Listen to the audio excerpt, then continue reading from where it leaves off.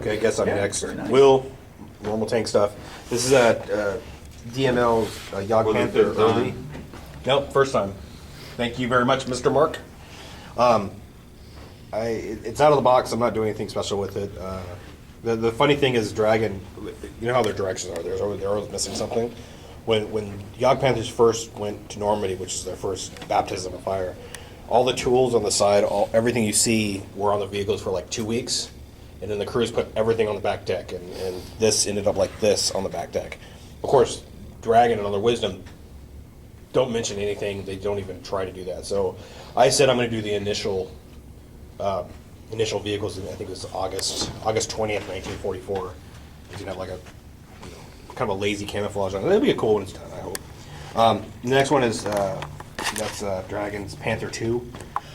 The cool thing about this kit, it's a completely new kit from their old kit, and it has two upper hulls. One of them, this is the F hull, and then the other one is a Panther G late, which when the Panther 2, when they actually had one made, it had a G hull. That's the one that went to Aberdeen. So, but yeah, it's a fun kit. I moved this to the back deck. It's a barrel cleaning rods. I put that on the back because I couldn't figure out how it would be on the front. So, what is the gun on the Panther 2? it's an 88. Oh, it is an 88. It's a high velocity 88. 88. Yeah, it's. And there was only one build? Yeah, they had turrets. 3 prototypes. Yeah, they had 3 prototypes. Aberdeen got one, which is at Fort Benning, Georgia now.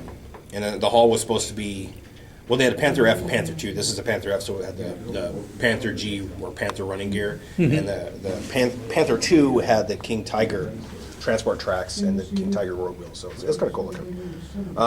But yeah, it goes together good. It's a fun kit. I brought this in the last time. I've been weathering the poop out of it, and I tried some new products.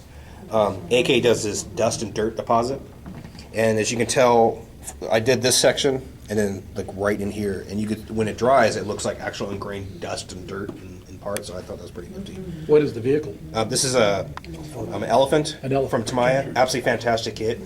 I did it as the Russians got into a factory, because I did the Panzer 46. Because everybody wants to do German tanks with giant guns, and I think, you know, if something happened in real life, what would they do? So Like an 88 so isn't big enough. yeah, so I did this, and you know they got it. It's primered, so they just threw some green paint on it, put their numbers on it, and air identification markings.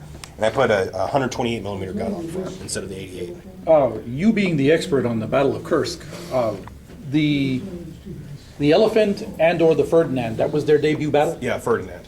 The Ferdinand. Yeah, and the thing was, the gun on it, it just could hit anything. It was a fantastic defensive weapon, but the Germans, and because of Hitler, was like, we're going to use these as assault vehicles. Yeah.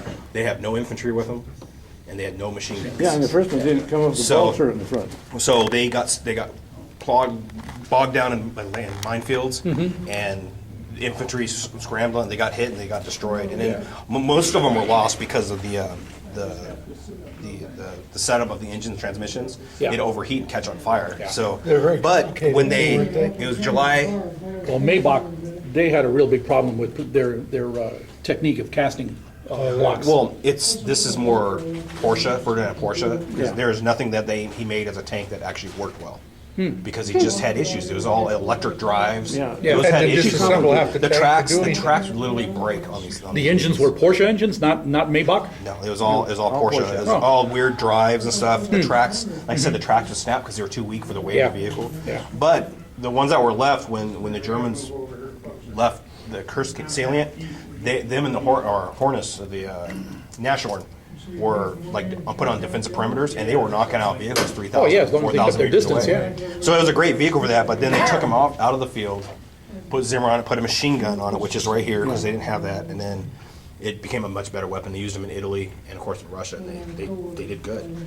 So as you can tell, they're freaking huge.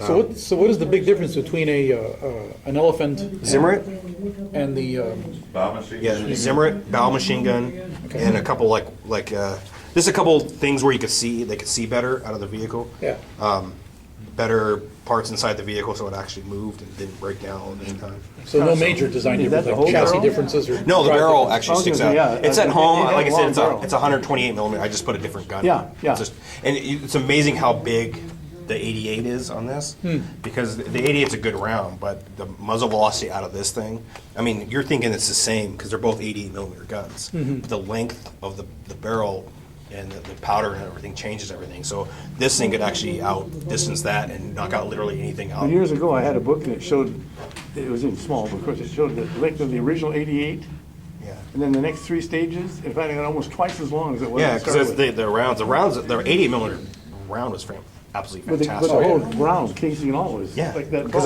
you get all the propellant Yeah. and stuff. You got all the bags, yeah. And they almost doubled their velocity.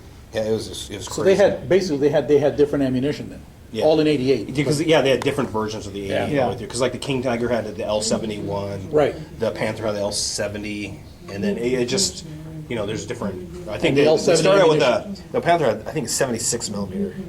Yes. Too, so and then the King Tiger, the Tiger all had 88s, but they all look completely different because it was different Oh, yeah, guns. yeah. So It was amazing. The first shells were about that tall, and the last yeah, ones they're were like huge.